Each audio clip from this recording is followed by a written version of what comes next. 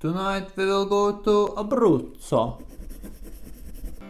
In these tough and depressing pandemic times, when we are only allowed to leave our houses if we are out of toilet paper, the best alternative to travel without abandoning your fortress is wine.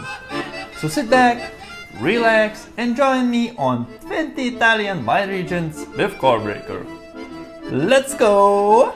Tonight I will talk about the region which illustrates my mixed feelings about Italian wine world, which is complex and confusing. When I started to study about wine, it seemed quite systematic and simple. Burgundy mainly used Pinot Noir and Chardonnay grapes, Argentina Malbec, Chile Carmenere, and then we moved to the Italy. Buongiorno. And the first sentence which welcomed me to this historic wine country was: Italy cultivates roughly 2000 native grape varieties, although Italian Ministry of Agriculture and Forestry documented only 355 grape varieties. So I still get pleasantly surprised when I get to a region like Abruzzo, where most of the vineyards are planted just with two grapes, Montepulciano and White Trebbiano. But just to make it slightly bitter to the freshmen at the SOM school, there is a "Don't be confused" section. You see, in Tuscany we have Vino Nobile di Montepulciano, and here Montepulciano di Abruzzo. Same? Nope.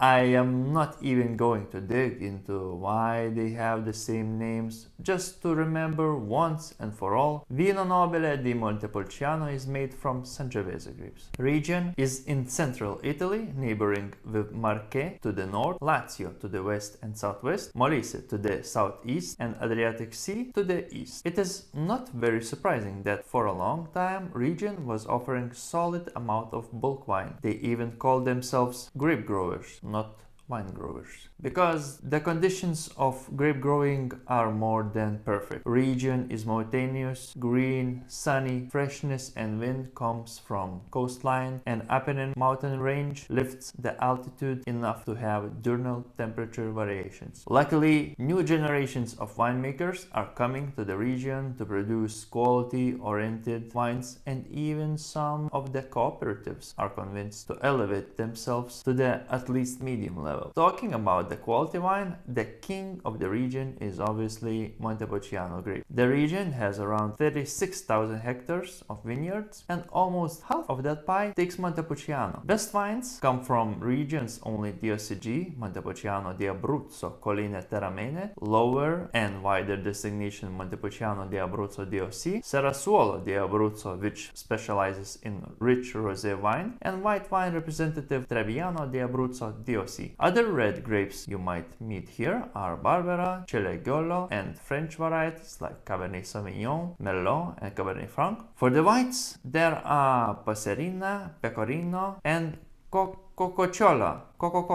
And 80% of wines are trained into a pergola training system, which looks very cute and vintage. I like your accent. It's tough.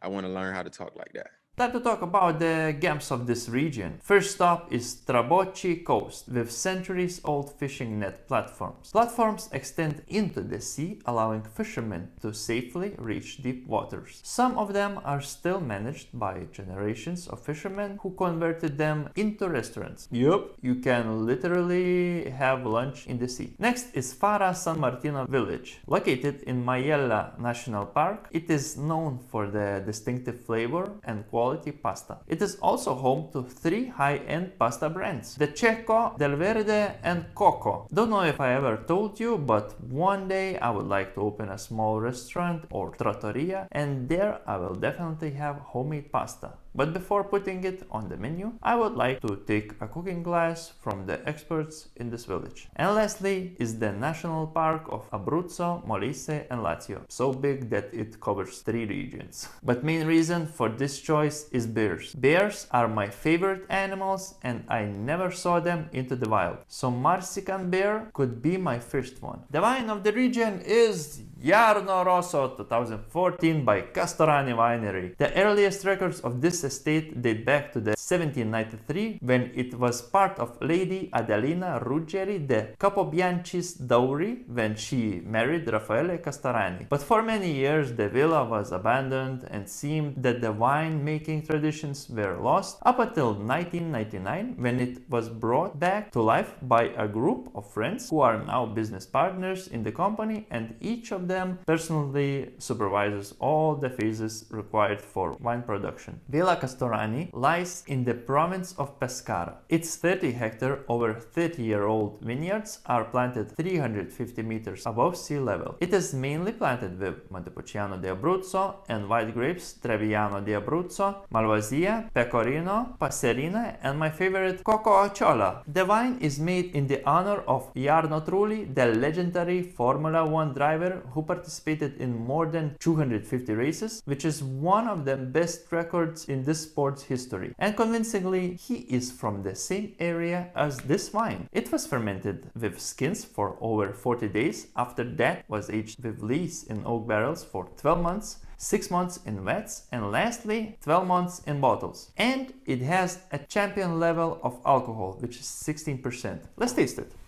It has medium plus intensity cherry color in the nose, red currant, blueberries, black pepper, licorice, basil, chocolate, and roses. Mouth has medium acidity, high alcohol, and masculine tannins. On the palate, mix of dried fruit. Amazing wine. If somehow you are tired of typical Abruzzo wine, this is the wine which shows different colors of the region. Before saying goodbye, don't forget to like, subscribe, and follow on Instagram. Salute!